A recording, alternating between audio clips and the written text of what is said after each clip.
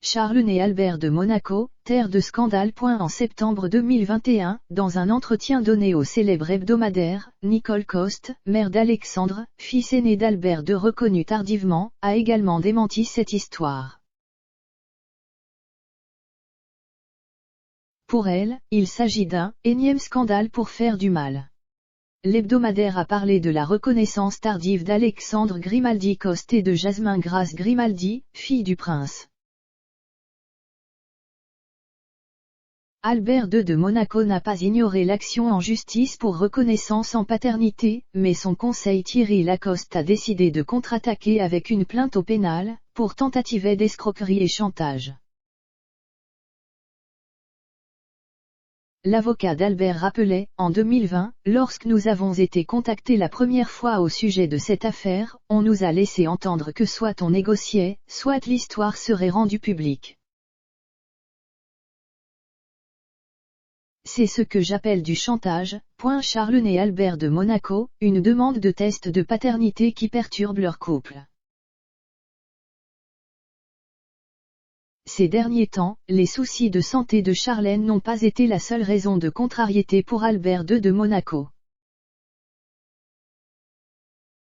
Depuis plus d'une année, estimant qu'il est le père de sa fille née en 2005, une Brésilienne a commencé une action en justice pour qu'il effectue un test de paternité.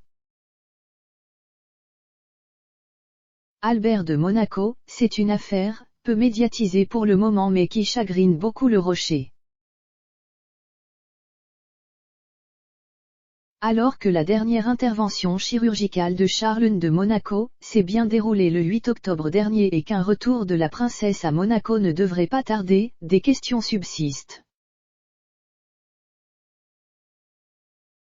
Évoque un sujet qui a contrarié le couple ces derniers mois, la demande d'une Brésilienne pour qu'Albert II reconnaisse un enfant qui serait le fruit d'une relation, en 2005.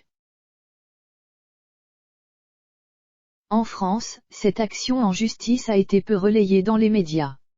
Thierry Lacoste, avocat d'Albert, a clos le débat par cette déclaration en 2020, cette affaire est une tartufferie et une véritable fumisterie.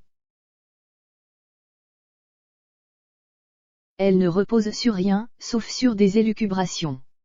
Dans les détails donnés par la mère de cette fille, notamment sur un soi-disant voyage partagé, ni les dates ni les faits ne correspondent. Il n'existe aucune photo intime, aucun fait tangible autour d'une éventuelle relation. Une affaire jugée par les tribunaux. Une audience, prévue en février 2021, a été repoussée à une date ultérieure. Thierry Lacoste indique que la requête apparaît comme « totalement infondée » pour les tribunaux italiens qui étudient l'affaire.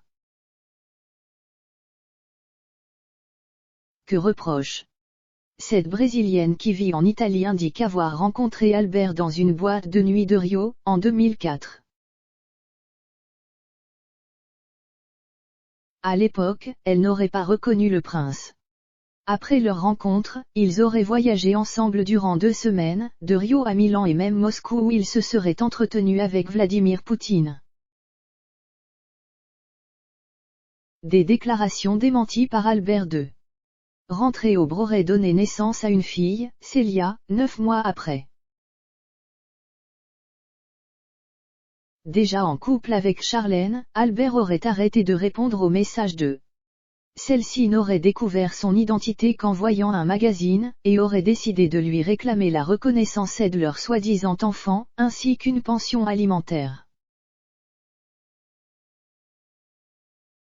Sans réponse, Célia, âgée de 15 ans, a écrit une lettre rendue publique, en septembre 2020. Éric Grimaldi, l'avocat de Marisa S., indique que celle-ci veut qu'Albert II se soumette à un test de paternité. Une autre personne va dans le sens de Thierry Lacoste, le détective privé Robert Héringer, qui a fait connaissance avec Albert dans les années 1990. Recruté en 2005, mais en rupture avec le souverain pour des histoires d'argent dès 2007, Robert Héringer dément l'idée d'un séducteur avançant, masqué, ce n'était pas la manière d'opérer Albert. Il utilisait plutôt son statut de prince pour séduire les femmes. En 2005, Albert approchait déjà de la cinquantaine, il était quasi chauve, présentait un embonpoint et n'était plus vraiment attirant. C'est son statut princier qui séduisait les femmes, certainement pas son apparence physique.